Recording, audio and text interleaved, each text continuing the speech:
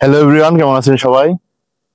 আমি চলে আসলাম বকশীগঞ্জ জামালপুরের কামালপুরের ভিতরে স্থলবন্দর।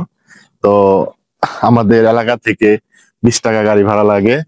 আমার এই জায়গাতে আসতে অনেক ভালো লাগে। আপনাদের দেখাই যে এই পাশে আপনার মিস্ত্রি একদম নিখুঁত হাতের আপনার যুদ্ধের যে স্মৃতি আপনার রেখে গেছে।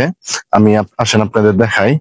তো দেখতে পাচ্ছেন ওই যে আমার পিছনে মেবি অনেক সুন্দর করে আপনার কিছু আর্ট করা আছে, আমি আপনাদের দেখাচ্ছি।